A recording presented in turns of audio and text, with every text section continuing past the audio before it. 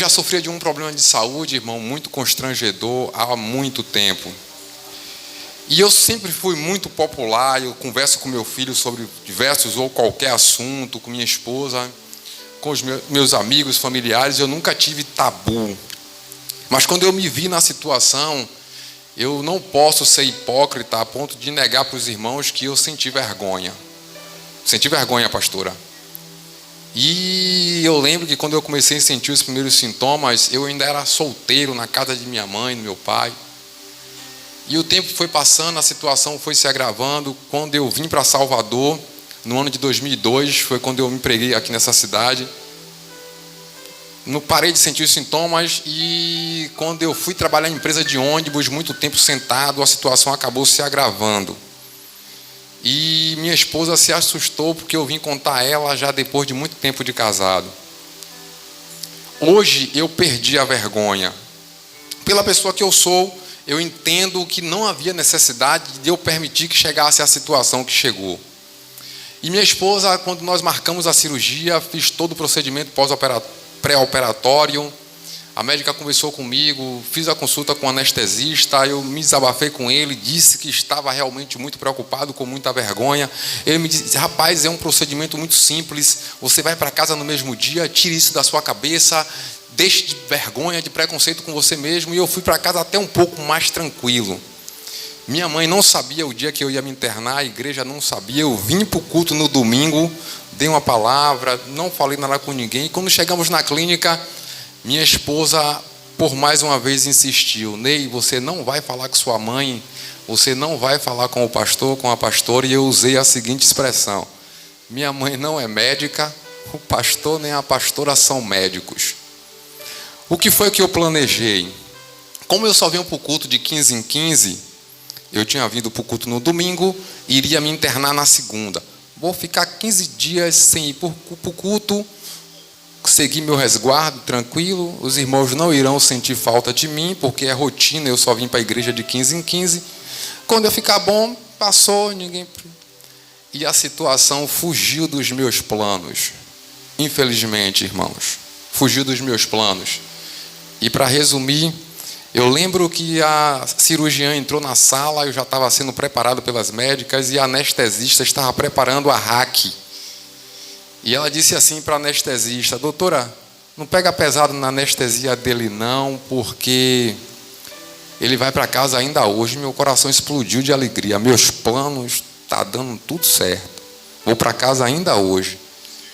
E avisaram a minha esposa que eu ia ter alta logo em seguida. E eu tomei a raque, tudo bem, acompanhei a cirurgia de forma parcial. Quando eu saí do centro cirúrgico, foi que o problema começou a acontecer. Irmãos, eu achei que eu ia morrer. Eu não sei se foi alguma alergia, algum medicamento que eu tomei, não sei. Eu comecei a tossir muito, tossir e a vomitar com muita ênfase. E eu tive uma hemorragia assustadora.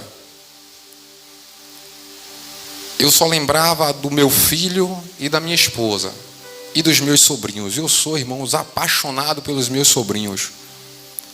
Eram as únicas pessoas que vinham à minha mente. Meu filho, minha esposa e os meus sobrinhos. E o enfermeiro, todo pivetão, um termo para os irmãos entenderem, chegava perto de mim e dizia assim: Piva, tá barril, Piva, tá barril. Sua esposa está lá estressada, querendo que... Disseram que você estava de alta, e como é que eu... Parceiro, se te liberarem e você fosse para casa e acontecesse em sua casa, você ia morrer. E os enfermeiros tiravam um lençol de sangue e o outro colocava aquele tofo de lençol, e eu sentia um jato, irmão, saindo de dentro de mim. E eu comecei a desfalecer. Me levaram para a UTI em isolamento. E para os irmãos terem uma ideia, os médicos chegavam perto de mim com o telefone tirando foto, e aquela correria, você via a movimentação estranha. Tiravam foto, o outro com o telefone no ouvido. Doutora Mailine, que foi a cirurgiã que fez a minha cirurgia, a senhora tem que vir. Vai deixar o rapaz na minha frente, irmão. Vai deixar o rapaz morrer aqui. A senhora tem que vir. Eu percebia que ninguém queria colocar a mão em mim, porque ninguém quer assumir o B.O. dos outros. E o médico ligava: doutora, a senhora tem que vir, a senhora tem que vir. E quando deu por volta de 0h30, 0h40, a doutora Maylene chegou, me tirou da UTI e me retornou para o centro cirúrgico.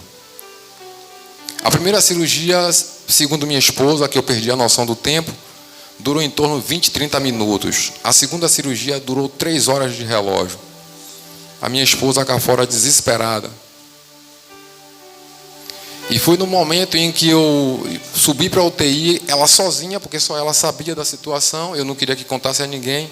Ela se sentiu com um fardo muito pesado, porque ela temia que eu morresse. Como é que conta para minha mãe que o primogênito dela partiu para a eternidade mediante um problema que ninguém sabia? Como é que conta para os meus irmãos? Como é que conta para os familiares?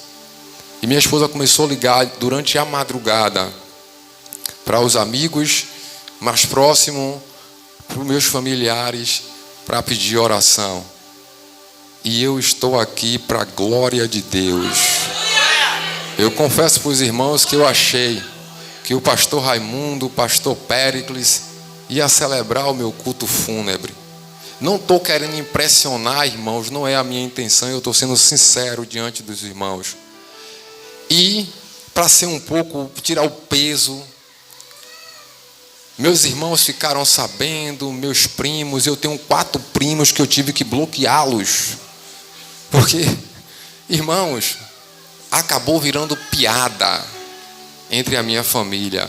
Tiraram o meu couro, irmãos. Algo que eu planejei esconder tanto, não teve jeito. Eu confesso para os irmãos que eu não vou dizer aos irmãos que foi a cirurgia, os irmãos vão pensar, ninguém aqui é irracional, mas só para os irmãos terem uma ideia, como a situação eu trouxe para o lado cômico, para o lado engraçado. Quando eu cheguei na sala de espera, tinha já aproximadamente 18 a 20 pessoas, porque eu sou muito brincalhão, irmãos. E a peça da situação, quando eu olhei, as pessoas ficam, todo mundo com muita vergonha, né? Acho que eles ficam pensando assim: poxa, será que ele também vai fazer a mesma cirurgia que eu? Aí eu imaginei 18 a 20 pessoas, eu imaginei.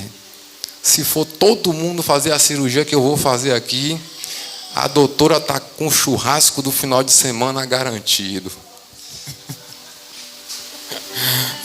E aí fica aquela vergonha, né, irmãos? Um cochicha com o outro, um aponta para o outro e fica todo mundo imaginando. Mas graças a Deus que não foi dessa vez que os irmãos pegaram na alça do caixão do irmão Neymário. E um sobrinho meu, depois que o caso virou piada, virou entre a família, entre os amigos mais próximos, um sobrinho meu me perguntou assim: meu tio, o senhor não pensa em fazer um podcast, não? Eu disse: rapaz, o que é isso? Eu disse: rapaz, eu pensei até em um stand-up, mas um podcast eu não pensei não, sinceramente. Mas eu glorifico a Deus e exalto o nome dEle, porque o Senhor, por mais uma vez, me livrou e me deu a oportunidade. Medo de morrer eu não senti. Eu senti preocupação. Quando a gente é crente em Cristo, a gente fala muito do céu de ouro, né? Muro de cristal, lá um tesouro onde a traça não consome, o ferrugem não a destrói. E a gente, para ir para o céu, tem que morrer. Tem que morrer, irmão. Já não tem outra saída. A não ser que o Senhor nos preserve para o arrebatamento. Não tem outra saída, tem que morrer. Ou Jesus preserva para o arrebatamento, ou tem que morrer. Então, medo de morrer eu não tive. Eu tive, assim, preocupação. Vou deixar minha morena. Jesus, meu Pai. Mas glória a Deus que o Senhor nos trouxe de volta. Amém? Quantos se comprometem a continuar orando pelo irmão Neymário? Amém? Irmãos, eu e minha família, nós somos dependentes de Deus por intermédio das vossas orações. Amém? Deus abençoe a todos em nome de Jesus.